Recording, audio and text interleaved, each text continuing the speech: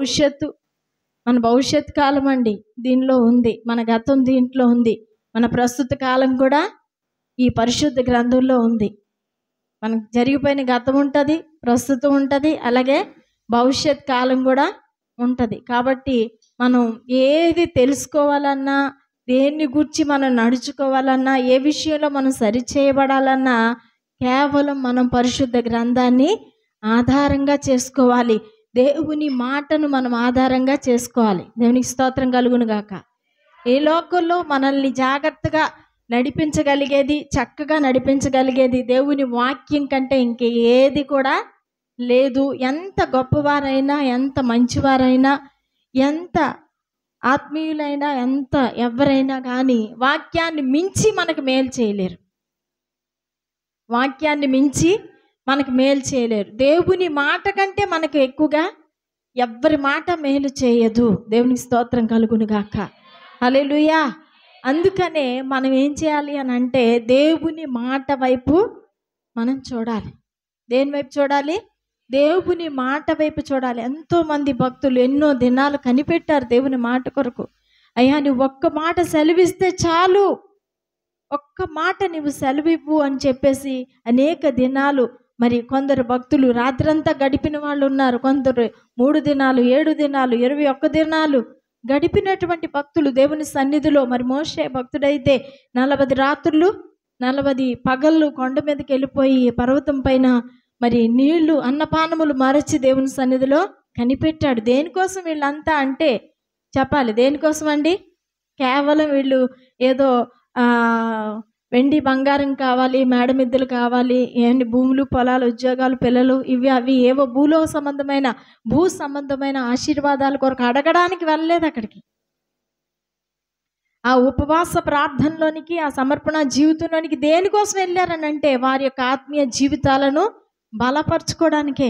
వారి ఆత్మీయ జీవితాన్ని బలపరచుకోవడానికి దేవుని నోటి నుండి ఒక మాట కావాలి. ఏం కావాలండి? దేవుని నోటి నుండి ఒక్క మాట ఉంటే నాకు చాలు.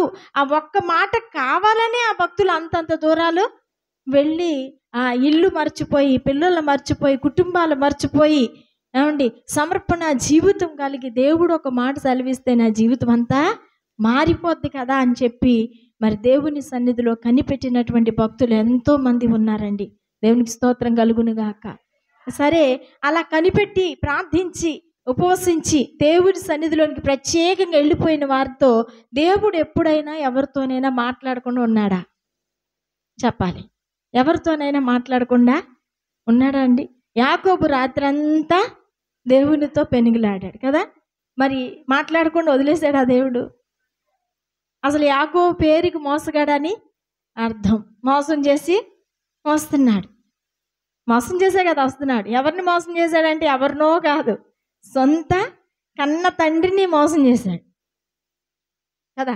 కన్న తండ్రిని మోసం చేసి వచ్చిన వాడు కూడా మారు మనసు పొంది ఆ అరణ్య మధ్యలో ఆయన రాతిని తలగడగా చేసుకొని రాత్రంతా దేవుని సన్నిధిలో పెనుగులాడితే అతనినే దేవుడు విడిచిపెట్టలేదండి. దేవునికి స్తోత్రం కలుగును గాక.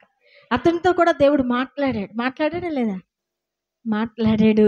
యాకోబు అనే పేరుని ఇజ్రాయేలుగా మార్చివేశాడు. దేవునికి స్తోత్రం కలుగును గాక. పేరు మాత్రమే మార్చే దేవుడు మన దేవుడు కాదు. పేరు మాత్రమే మార్చేవాడు కాదు మన దేవుడు. పేరుతో పాటు బ్రతుకును కూడా మార్చగలిగిన దేవుడు. ఎలాగానంటే మోసగాడైనటువంటి యాకోబు జీవితాన్ని 12 గోత్రాల ఇజ్రాయేలీలకు తండ్రిగా చేశాడు. దేవునికి స్తోత్రం కలుగును గాక. ఇజ్రాయేలీలు 12 గోత్రాలు ఎక్కడి నుంచి వచ్చారండి?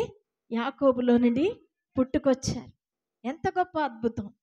దేవుడు ఆ రాత్రి తనని దర్శించకపోతే, దేవుడు ఆ రాత్రి తనతో మాట్లాడకపోతే అంత గొప్ప ఆ 12 గోత్రాల అధిపతులు ఆయనలో నుండి వస్తారా?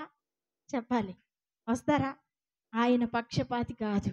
ఆయన నాకు చేస్తాడా, నా ప్రార్థన వింటాడా, నేను చెప్తే వింటాడా, నా మన వాళ్ళకి ఇస్తాడా అనుకోవడానికి ఆయన పక్షపాతి కాదు. నీకు చేసి ఇంకొకరికి మానేసే దేవుడు కాదు. ఒకవేళ ఎవరికైనా చేసి మనకి జరగట్లేదు, మనకు చేయట్లేదు అని అంటే అది మనలో ఉన్న తేడా అయి ఉంటుంది. మనం సరి చేసుకోలేని పరిస్థితులు ఏవో మన దగ్గర ఉండుంటాయి. మనం ఇంకా ఎక్కడో మార్పు చెందలేని వారిగా ఉండుంటాం. కానీ ఆయన మాత్రం ఒకళ్ళకి చేసి ఒకళ్ళకి మానేసే దేవుడు అస్సలంటే అసలు కాదు. దేవునికి స్తోత్రం కలుగును గాక.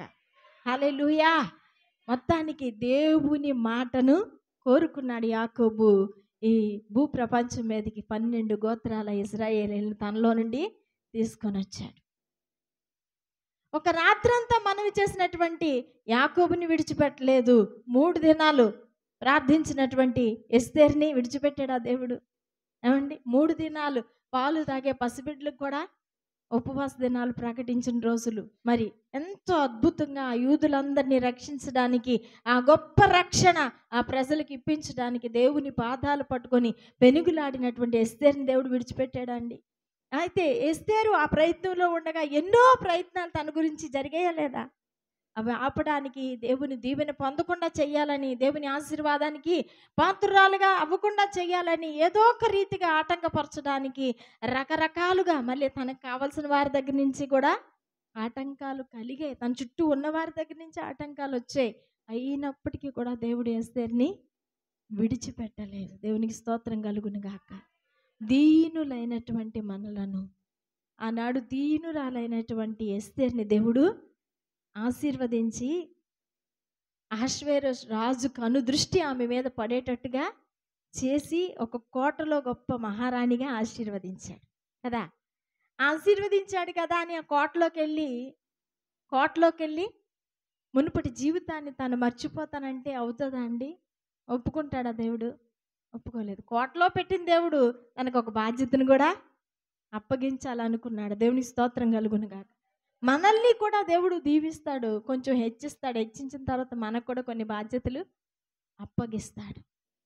వాటి విషయంలో మనం గనక బాధ్యతగా దేవునికి విధేయత కలిగి లోబడి గనక మనం ఉంటే ఇంకా అధికమైనటువంటి హెచ్చైన స్థితిలోనికి దేవుడు మనల్ని నడిపిస్తాడు. దేవునికి స్తోత్రం కలుగును గాక. హల్లెలూయా, హల్లెలూయా. దేవుని వాక్యము దేవుని మాట అది ఎంతో శ్రేష్టమైనది. దేవుని మాటనే పట్టుకున్నారు. దేవుడి మాట సెలవిస్తే చాలనే ఎస్తేరు ప్రార్థనకి పూనుకుంది. అంతేనా? ఎందుకు? ఒక్క మాట ఆయన సెలవిస్తే యూదులకు రక్షణ వచ్చేస్తుంది. ఒక్క మాట సెలవిస్తే యాకోబు జీవితమే మారిపోతుంది. ఒక్క మాట కోసం దానియేలు ఉపవాస ప్రార్థనలో కూర్చున్నాడు. 2 రోజులు అనుకున్నాడు, 3 రోజులు అనుకున్నాడు, వారం రోజులు అనుకున్నాడు. సమాధానం రావట్లేదు. ఎందుకు రావట్లేదు అనుకుని ఏమన్నాడంటే, ఇంకా ఎప్పుడు నువ్వు మాట్లాడతావో అప్పటి వరకు నేను ఈ ప్రార్థన ఆపను అనుకున్నాడు. దేవునికి స్తోత్రం కలుగును గాక. ఆయన కూడా అన్నపానములు మరచి దేవుని సన్నిధిలో విజ్ఞాపన చేయటం మొదలుపెట్టాడు. పరిస్థితులు చూడడానికి చాలా భయంకరంగానే ఉంటాయి. మన చుట్టూ ఉన్న పరిస్థితులు నిజంగా చాలా వ్యతిరేకంగానే ఉంటాయి. ఆ వ్యతిరేకతలు అనేవి కూడా ఎక్కడి నుంచో రావు, మన చుట్టూ ఉన్న మనుషుల్లో నుంచే వస్తాయి. మనం తట్టుకోలేము, వీళ్ళు వలన వస్తే మనం తట్టుకోలేము అనేవారి వల్ల కూడా కొన్నిసార్లు కలుగుతూ ఉంటాయి. అయినప్పటికీ కూడా దేవుడు అన్యాయస్తుడు కాదు, సర్వశక్తిమంతుడు. అన్యాయము చేయుట అసంభవం. యోబు గ్రంథంలో రాయబడినట్లుగా ఆయన అన్యాయము చేయడు. దేవునికి స్తోత్రం కలుగును గాక. అటువంటి దేవుని మాట కొరకు కనిపెట్టుకునే అలవాటు, ఆ యొక్క ఆత్మీయ జీవితం మనకు కూడా కావాలి. ఏమడగాలి? ప్రతిసారి కూడా మనం ప్రభునంటే, నువ్వు మాట్లాడు ప్రభు అని అడగాలి. ఎందుకంటే మన ఆశీర్వాదం ఎక్కడుంది? ఆయన మాటలో ఉంది. ఎక్కడుందండి?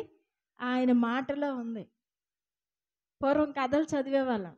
ఎవరిదో ప్రాణం ఎక్కడో అడవిలో చెట్టు, ఆ చెట్టులో ఒక తొర్రలో ఏదో అరలు ఎక్కడో ప్రాణం ఉందనేవారు. దేవునికి స్తోత్రం కలుగును గాక.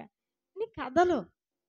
ఇక్కడ నేను జీవం కలిగిన మాట ఏమని చెప్తుందంటే, మన జీవిత ఆశీర్వాదం ఆయన నోటి మాటలో ఉంది. ఒక్కసారి ఆశీర్వదించాను పో అన్నాడు అనుకో, ఇంకెవ్వరు అసలు మన స్థితిని తగ్గించలేరండి. దేవునికి స్తోత్రం కలుగును గాక. ఇంకా అలాగా మెట్టు ఒక మెట్టు దేవుడు ఆశీర్వదించుకుంటూ వెళ్ళిపోతాడు. చూసిన వాళ్ళు చురకలు వేసుకున్నా సరే దేవుని ఆశీర్వాదం ఆపలేరు. దేవునికి స్తోత్రం కలుగును గాక. అది దేవుని యొక్క గొప్పతనం, దేవుని మాట యొక్క గొప్పతనం. అయితే మనం ఏం కలిగి ఉండాలంటే, ఆ మాట కోసం ఎదురు చూసే మనసు కలిగి ఉండాలి. ఏం కలిగి ఉండాలి?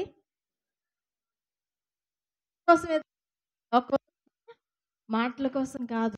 లోకంలో రకరకాల మాటలు ఉంటాయి మనకి.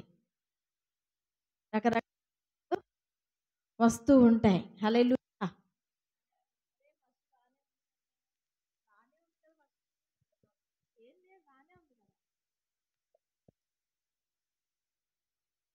Praise the Lord. Hallelujah! Hallelujah! దేవునికి స్తోత్రం కలుగును గాక.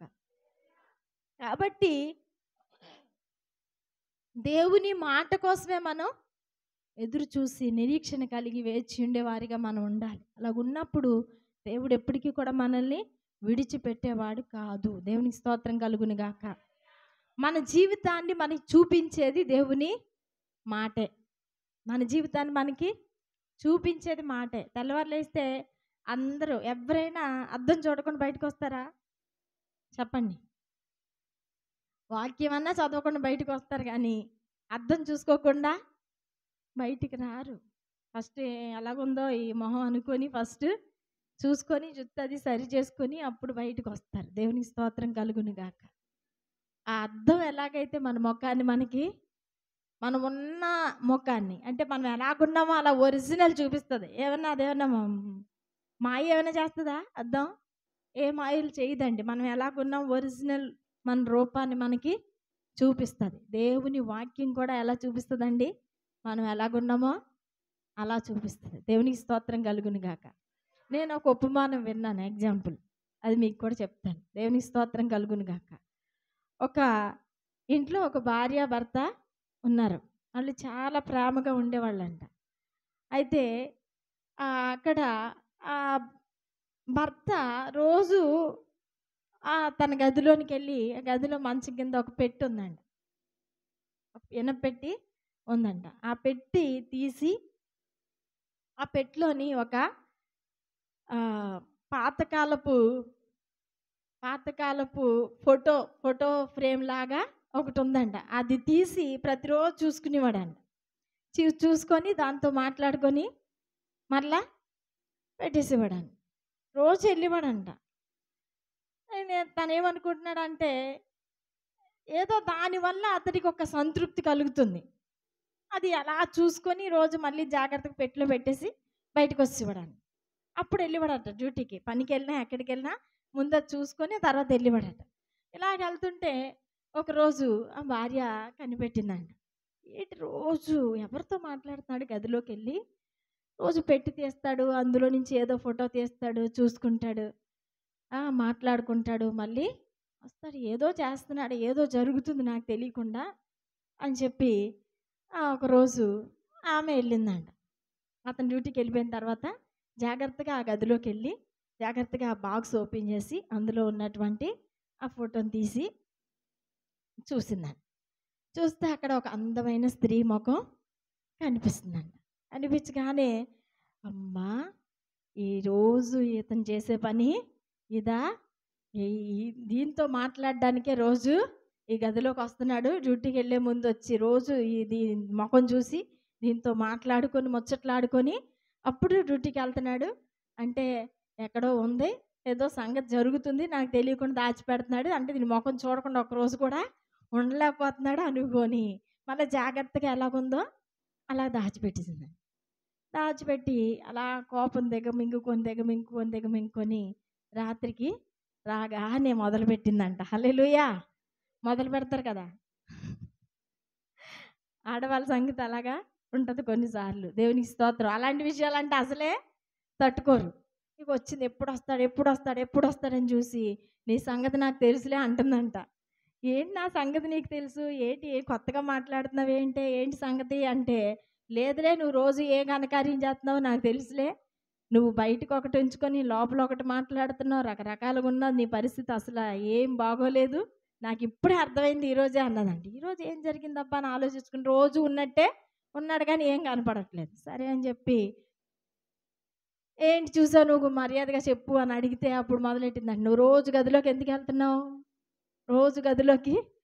వెళ్తున్నావు? ఆ పెట్టి ఎందుకు తీస్తున్నావు? ఆ పెట్టిలోనూ ఫోటో ఎందుకు చూస్తున్నావు అన్నదండి.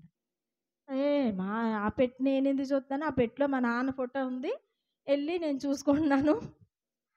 మా నాన్న ఫోటో ఉంది. రోజు వెళ్ళి మా నాన్న మొహం చూసుకొని వెళ్తే నాకు మంచి జరుగుతుందనే ఉద్దేశంతో రోజు వెళ్ళి మా నాన్నని చూసుకొని, నాన్న నువ్వు లేకుండా అయిపోయావని ఒక మాట చెప్పుకొని నేను వెళ్ళిపోతున్నానే నా పనికి, నువ్వేంటి అందులో ఎవరున్నారంటే, లేదు ఒక అందమైన ఆడది కనబడుతుంది అందులో అంటారు. అందమైన ఆడది కనపడటం ఏంటి, కావాలంటే చూపిస్తాను రా, నా నాన్నే కనపడుతున్నాడు అక్కడ అని. కాదు నేను అందమైన ఆడపిల్లని చూశాను అంటది ఆవిడ. సరే అని చెప్పి ఇద్దరు కలిసి ఇక ఈ గొడవ అలాగా కొంచెం కొంచెంగా ఎక్కువైపోయింది. ఎక్కువైపోతే తిన్నగా రాజుగారి దగ్గరికి, ఆ గ్రామం పెద్ద దగ్గరికి వెళ్దాం, వెళ్ళి తగువేంటో తీర్చుకుందాం, అసలు నీ సంగతి ఏంటో చూస్తాను, దాన్ని తీసుకొస్తే కానీ ఊరుకొని నేను ముందుకి అని చెప్పి ఇద్దరు కలిసి బయలుదేరి అది పట్టుకొని వెళ్తున్నారు. వెళ్తుంటే దారిలో ఒకడు ఎదురయ్యి ఏం జరిగింది, ఎక్కడికి వెళ్తున్నారు ఏంటంటే, ఇలాగ మాకు ఒక గొడవ ఉంది, ఇందులో ఒక ఆడదాన్ని రోజు చూసుకుంటున్నాడు, నన్ను కాకుండా ఇంకొక ఆమెను ప్రేమిస్తున్నాడు, ఇది సంగతి, నేను అందుకే తగుకి వెళ్తున్నాను అంటే, ఏది నాకు ఒకసారి చూపించు ఆమె ఎలాగుందో అని. అతను చూసేసరికి కాదు ఇందులో ఒక మగవే కనబడుతుంది, ఆడదాని ముఖం ఇప్పుడు ఇద్దరు కూడా ముగ్గురికి వెళ్ళింది. ఇప్పుడు ఈ ముగ్గురు కలిసి రాజుగారి దగ్గరికి వెళ్ళారు. వెళ్ళి అక్కడ మొత్తం గొడవ అంతా ఓపెన్ చేస్తే ఆయన కూడా ఈ గొడవను చూసి, ఏంటి ఈ గొడవ అంటే, ఈవిడేమో ఆడదంటది, అతనేమో వాళ్ళ నాన్న అంటాడు, ఇతనేమో ఇంకొకడెవడో అంటాడు, ఇలాగా కనపడుతోంది. ఏంటి ఆ సంగతి, అసలు అది తీసుకురండి, అది ఎక్కడుందో తీసుకురండి, దాన్ని నేను చూసి చెప్తాను ఎవరనేది అనేసి ఆ రాజుగారు అంటే, అప్పుడు మళ్ళా వెళ్ళి ఆ అద్దం పట్టుకొని వస్తే అది అద్దం అని వాళ్ళకి తెలియదు, ఒక ఫోటో అనుకుంటున్నారు వాళ్ళు అంతే. హల్లెలూయా. అది తీసుకొచ్చేసరికి రాజుగారు చక్కగా దాన్ని, ఏముంది ఇందులో, అసలు ఎందుకు దీనికోసం గొడవాడుకుంటారని చూస్తే అతని ముఖం, హల్లెలూయా, ఏముంది ఇందులో అని చూస్తే అతని ముఖం కనబడుతుంది. అద్దంలో ఎవరి ముఖం చూపిస్తే వాళ్ళదే కనబడుతుంది కదా, ఎవరు నిల్చుంటే వాళ్ళ ముఖమే కనబడుతుంది, పక్క వాళ్ళది కనబడుతుంది ఏంటి, కనపడదు. అక్కడ ఎప్పుడైతే చూసుకున్నాడో, అయ్యో ఇది ఫోటో కాదురా, ఇందులో నా ముఖం కనబడుతుందంటే అందరూ వచ్చి చూసి అతన్ని దగ్గర పెట్టేలా చూస్తే అతని ముఖమే కనపడుతుంది. ఇప్పుడు విషయం ఏంటి అని అంటే, ఈ భర్త అనేవాడు వాళ్ళ నాన్న పోలికలో ఉన్నాడు. దేవునికి స్తోత్రం కలుగును గాక. అందుకని రోజు అది చూసినప్పుడు తన ఫోటో తనకు కనబడితే వాళ్ళ నాన్నని చూసినట్టు ఫీల్ అయ్యేవాడు పాపం. అర్థమని తెలీదు, ఫోటో అనుకొని మా నాన్న ఉన్నాడు ఈ పెట్టులో, మా నాన్నని ఇందులో జాగ్రత్తగా దాచుకున్నాను అనుకుని రోజు వెళ్ళి వాళ్ళ నాన్న చూసి వచ్చేవాడు. కానీ తన తానే చూసుకుంటున్నాడు. ఈవిడ వెళ్ళేసరికి అద్దంలో ఎవరి ముఖం కనపడుతుంది, ఈవిడ ముఖం కనపడుతుంది. ఈవిడ ముఖం ఈవిడ ఎప్పుడు చూసుకోలేదు, అద్దాలు లేవు కదా, ఈవిడ ఎలాగుంటుంది ఈవిడికి తెలీదు, ఈవిడ చూసిన వాళ్ళకి తెలుసు కానీ ఈవిడికి తెలియదు కదా, అందుకని ఈవిడ అనుకోవట్లేదు. ఇప్పుడు మనం అంటే మన మొహం ఎలా ఉంటుంది మనకి తెలుసు కాబట్టి మనం పోల్చుకుంటాం. ఆవిడ పోల్చుకోలేక ఎవరో ఒక అందమైన స్త్రీ, ఈవిడే అందమైన స్త్రీ, హల్లెలూయా, ఈవిడే అందమైన స్త్రీ, కానీ ఎవరినో చూసుకుంటున్నాడు అలా ఆయన అనుకొని, అలాగా అనుకుంది. దేవునికి స్తోత్రం కలుగును గాక. అసలు దీని విషయం ఏంటి అంటే, ఆ అర్థం ఎలాంటిదో ఈ బైబిల్ అలాంటిది అని, ఆ అర్థం ఎలాంటిదో దేవుని వాక్యం అలాంటిది అని. ఇప్పుడు నువ్వు చూసుకున్నావు అనుకో, నీకు సంబంధించిన మాటలే అందులో నీకు కనిపిస్తాయి. నేను చూసుకున్నాను అనుకో, నా జీవితం ఎలాగుందో, నా బ్రతికి ఎలాగుందో, నేను ఏ స్థితిలో పడిపోయానో, నేను ఏ స్థితిలో సరి చేసుకోవాలో, నేను ఎలాగా ఉన్నతమైనటువంటి దేవుని కృపను సంపాదించుకోవడానికి ఏ మాట అయితే నన్ను ముందుకు నడిపించగలదో ఆ మాటలు నాకు కనిపిస్తాయి. దేవుడు హెచ్చరించాలనుకుంటే హెచ్చరిక పూర్వకమైన మాటలు కనిపిస్తాయి. దేవుడు ప్రేమించాలనుకుంటే ప్రేమ సంబంధమైనటువంటి మాటలు కనిపిస్తాయి. ఏవి కనిపించినప్పటికీ కూడా అవి అప్పటికి మన జీవితానికి అవసరం. అది మనం తీసుకోవాలి. దేవునికి స్తోత్రం కలుగును గాక. అందుకే అంటాను, దేవుని వాక్యం తప్ప నిన్నుగా చెప్పేది ఇంకేముండదు. ఎందుకంటే బయట మాటలు ఎలా చెప్తారంటే, కొంతమంది మనం నచ్చామనుకోండి, లేని కూడా మనకి చెప్పి పొగిడిస్తారు. ఎలాగా, అబ్బా నువ్వు చాలా అందంగా ఉంటావు, నువ్వు చాలా తెలివైన దానివి, నువ్వు చాలా బాగా మాట్లాడుతావు, నువ్వు చాలా బాగా ఉంటావు, ఇలా ఏవో చెప్తారా చెప్పరా, వాళ్ళకి నచ్చితే. వాళ్ళకి నచ్చలేదు అనుకోండి, నిజంగా మనం అందంగా ఉన్నా సరే తెల్లవారు లేస్తే దయ్యంలా వస్తున్నాం అంటారా అనరా? హల్లెలూయా. అమ్మ వచ్చేస్తుందిరా బాబు రాక్షసి, నడండిరా లోపలికి వెళ్ళిపోదాం అన్నోళ్ళు కూడా ఉంటారు. నచ్చకపోతే అంటే మనుషులు నచ్చితే ఒకలాగా మంచిగా పొగుడుతారు అదే మనుషులు. మరలా ఒక 10 రోజులు పోయాక ఆళ్ళకి మనకి ఎంత తేడా వచ్చిందనుకో అదే మనుషులు తిట్టకూడని తిట్లన్నీ తిడతా ఉంటారు. దేవునికి స్తోత్రం కలుగును గాక. అందుకే ఈ మాటల మీద మన మనసు పెట్టకూడదు. ఏ మాటల మీద? మనలాంటి స్వభావము కలిగినటువంటి మనుషుల మాటల మీద మనం మనసు పెట్టకూడదు. ఎవరి మీద మనసు పెట్టాలంటే మన స్వభావానికి విరుద్ధమైన స్వభావం అయింది. మన ఆలోచనలు వంటివి ఆయన ఆలోచనలు కావు. మన ఉద్దేశాల వంటివి ఆయన ఉద్దేశాలు కాదు. అందుకని ఆయన మాటల మీద మనము మనసు పెట్టాలి. దేవునికి స్తోత్రం కలుగును గాక. ఆయన మాట మీద మనసు పెట్టి ఆయన మాటకి మన జీవితాన్ని అప్పగించుకున్నాం అనుకోండి, ఆయన అధికారానికి మన యొక్క జీవితాన్ని అప్పగించుకున్నాం అనుకోండి, అప్పుడు మన ప్రత్యేకమైన జీవితం ప్రారంభం అవుతుంది. దేవునికి స్తోత్రం కలుగును గాక. మనం ఏమనుకుంటాం? మనకి కళ్ళ ముందు కనబడేవే మనం చూస్తాం, అవునా కాదా? కళ్ళ ముందు కనబడేవే చూసి మన మధ్యలో ఉండే మనుషుల మాటలు నమ్మి మోసపోయిన జీవితాలు ఎన్నో ఉన్నాయి. దేవునికి స్తోత్రం కలుగును గాక. హల్లెలూయా. ఎవ్వరి మాటలు అప్పటికి మనకు ప్రయోజనకరంగా అనిపించవచ్చు, కొంత సమయం మనకు సంతోషాన్ని కలిగించవచ్చు, కానీ శాశ్వత కాలం సంతోషాన్ని మనకి ఇవ్వవు. పరలోక రాజ్యాన్ని అస్సలే ఇవ్వవు. దేవునికి స్తోత్రం కలుగును గాక. హల్లెలూయా. యేసయ్య కూడా చాలా మాటలు చెప్పాడండి, చాలా బోధలు చేశాడా లేదా? మత్తయి సువార్త 5వ అధ్యాయంలో ఎన్ని మాటలు పలికాడు? ఆయన స్వయంగా మాట్లాడారు కదండి. శిష్యులందరినీ, ఆ ప్రజలందరినీ కూర్చోబెట్టి 3 రోజులు ఆ యొక్క సమావేశం పెట్టి మాట్లాడుతూ బోధ చేస్తూ ఎన్ని అద్భుతమైన సంగతులు చెప్పాడు. మాటలంటే అలా ఉండాలి. దేవుని స్తోత్రం కలుగును గాక. ఆయన మాట విన్నవారందరూ దీవించబడ్డారు. ఆయన మాట విన్నవారందరూ స్వస్థపరచబడ్డారు. ఆయన మాట విన్నవారు సమాధిలో నుండి కూడా లేచి బయటకు వచ్చారు. ఆయన స్వరములో అంత జీవం ఉంది. ఏముందండి? ఆయన జీవం కలిగిన దేవుడు కాబట్టి మృతులను సజీవులుగా పిలవగలడు. పిలవగలిగిన శక్తి ఆయనకే ఉంది. మన జీవం ఏపాటిది? ఆయన జీవం ఎలాంటిది? మన జీవం అంతలో కనబడి కొంతలో మాయమైపోయే ఆవిరి లాంటిది మన జీవం. మన మాటల్లో అంత శక్తి ఉండదు. దేవుని మాటల్లో జీవపు శక్తి ఉంటుంది. అది ఒకవేళ చచ్చిన స్థితిలో మనం ఉన్నా కానీ ఉజ్జీవంతో మనల్ని మళ్ళా తిరిగి బ్రతికిస్తుంది. ఆమేన్. హల్లెలూయా, హల్లెలూయా, హల్లెలూయా. అలాంటి ఉన్నతమైనటువంటి దేవుని మాట మీద ఆశ పెట్టుకోవాలి మనము. దేని మీద అండి? దేవుని మాట కొరకు కనిపెట్టిన వారు ఎవ్వరు కూడా చెడిపోలేదండి. ఈరోజు మనము కూడా కనిపెట్టవలసింది ఏంటి? దేనికోసం ఎదురు చూడాలి, దేనికోసం ఆశపడాలి అంటే ఏ మనుషుని మాట కొరకు కాదు, కానీ దేవుడు మాట్లాడితే బ్రతుకులు మారిపోతాయి, పరిస్థితులు మారిపోతాయి. అన్నీ మారిపోవాలంటే, దేవుడు మనతో మాట్లాడాలంటే మనం ముందుగా దేవునితో మాట్లాడాలి. హల్లెలూయా. దేవుడు మాట్లాడాలంటే మనం ఏం చేయాలి? దేవునితో మాట్లాడడం అంటే, మనం మాట్లాడడం అంటే ఏంటి? రవీన్ కరెక్ట్గా చెప్తున్నాడు. దేవుని స్తోత్రం. హల్లెలూయా. మనం దేవునితో మాట్లాడడం అంటే ప్రార్థన చేయడం, దేవుడు మనతో మాట్లాడాలంటే వాక్యం చదవడం. ఈ రెండు కూడా మన జీవితాల్లో ఉండాలి. ఒక ట్రైన్ నడవాలి అంటే దానికి 2 ట్రాక్లు ఎలాగో మనం నడవాలంటే, మన జీవితాలు నడవాలంటే కూడా మనకి కూడా ఆ 2 ఉండాలి. 2 ఒక పక్షికి 2 రెక్కలు ఎలాగో మన జీవితానికి, మన ఆత్మీయ జీవితానికి, మన విశ్వాస జీవితానికి ప్రార్థన, వాక్యం అనేవి అలాంటివి. దేవునికి స్తోత్రం కలుగును గాక. దేవుని మాట మనలను బ్రతికిస్తుంది. దేవుని మాట జీవింపజేస్తుంది. దేవుని మాట యాకోబు జీవితాన్ని ఒక్క మాటతో తన జీవితం మార్చివేసి మోసగాడైన తన బ్రతుకుని ఎక్కడికి తీసుకెళ్ళిపోయింది? 12 గోత్రాల ఇశ్రాయేలీయులకు తండ్రిగా చేసింది. దేవుని మాటలో అంత శక్తి ఉంటుంది.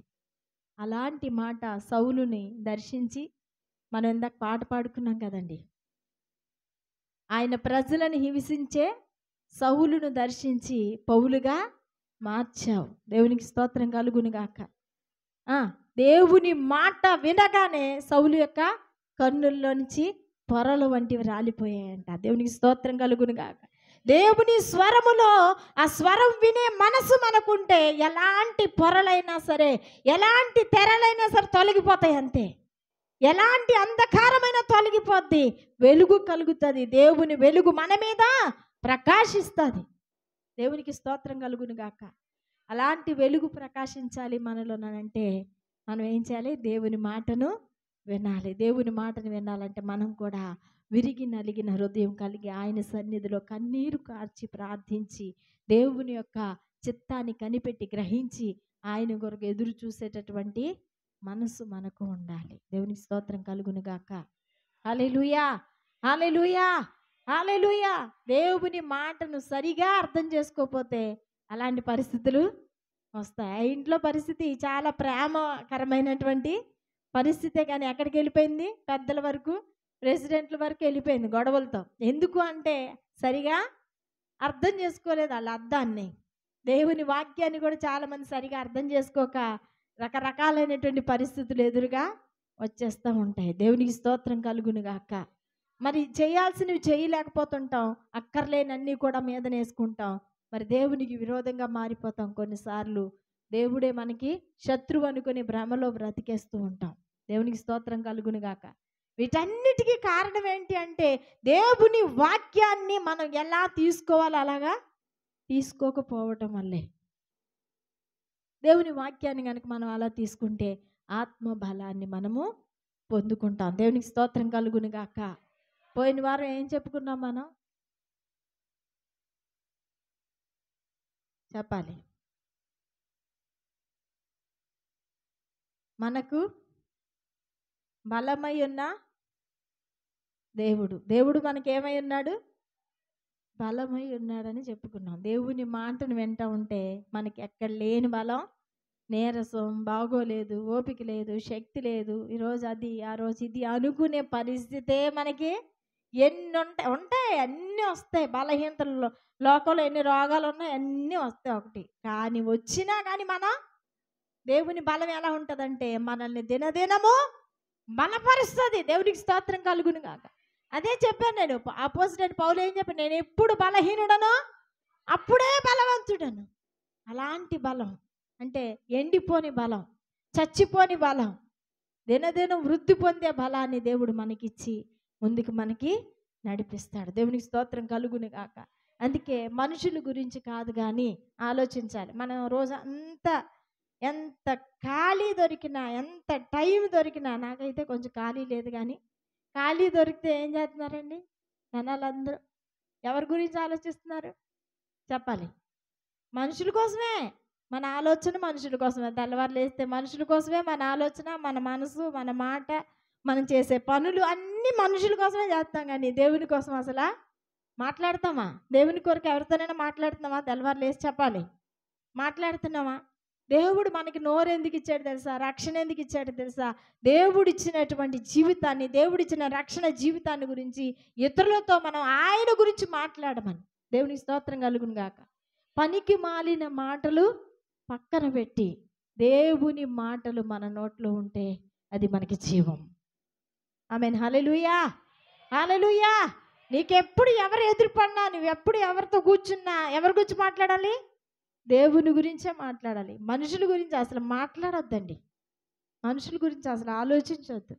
మనుషుల గురించి పక్కన పెట్టేయండి. ఎవరు ఎలా పోతే మనకెందుకు అన్నట్టు దేవుడు, దేవుని మాట, దేవుని పరిస్థితి, దేవుని ఆయన చేసిన కార్యాలు, ఇదే మన పని. దేవునికి స్తోత్రం కలుగును గాక.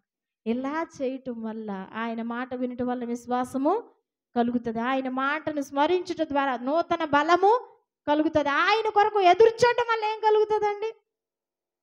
యెహోవా కొరకు ఎదురు చూచుట నూతన బలం వస్తుందంట. నూతన బలం, కొత్త బలం కావాలంటే ఎవరి కోసం ఎదురు చూడాలి? కేవలం ఒక్క దేవుని కొరకు ఎదురు చూడాలి. దేవునికి స్తోత్రం కలుగును గాక. హల్లెలూయా. ఆ ఎదురు చూపులో ఈ రాత్రి ప్రభు వచ్చి తీసుకెళ్ళిపోయినా పర్లేదు. దేవునికి స్తోత్రం. హల్లెలూయా. ఎక్కడ కన్ను మూస్తే ఆయన దగ్గర తెరవాలి కన్ను. అలా తెరవలేదంటే ఎక్కడ తెరవాలి? మన కింద ఒకటి ఉంది, మన మీద ఒకటి ఉంది. మీదకి వెళ్ళకపోతే ఖచ్చితంగా కిందకి వెళ్ళాలి. కిందకి వెళ్ళే పరిస్థితి మనకొద్దు. దేవునికి స్తోత్రం కలుగును గాక. పైనున్న దేవుని మాటే మనకు కావాలి. పైనున్న దేవుని వైపే మనం చూడాలి. పైనున్న దేవుడి కొరకే, త్వరగా రాబోతున్నటువంటి దేవుని కొరకే మనం ఎదురు చూడాలి. దేవునికి స్తోత్రం కలుగును గాక. మొన్న ఎలమంచిలి ప్రాంతంలో మరి గొప్ప సభలు జరిగాయి.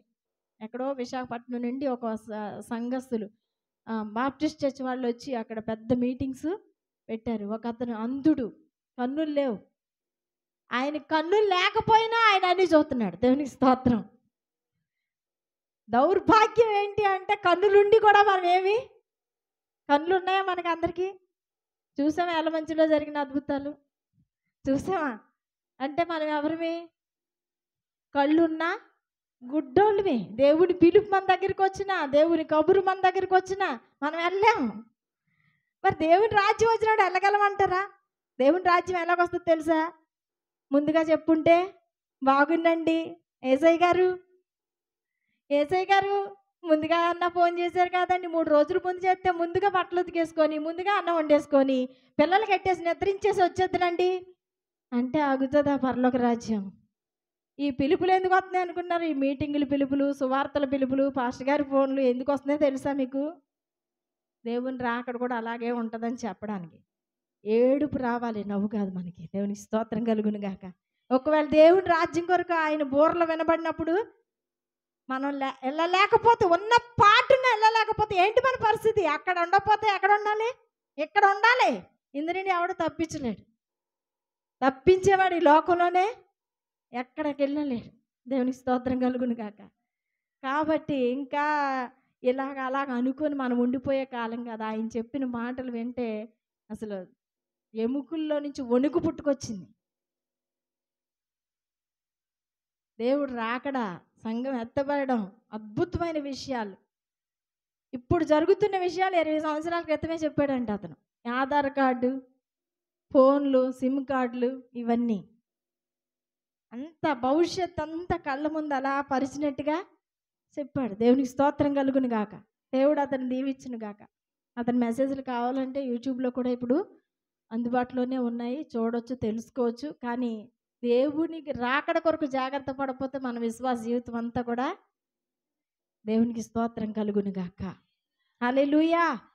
నేను చెప్పేది ఏంటంటే, లోకంలో అన్నిటికంటే శ్రేష్టమైనది ఏదైనా ఉంది అంటే అది దేవుని మాట, దేవుని రాజ్యం, దేవుని పిలుపు. దేవునికి స్తోత్రం కలుగును గాక. అందరు లేచి నిలబడదామా? దేవుని స్తుతించి ఆరాధన చేసుకుందాం. దేవుని స్తుతించి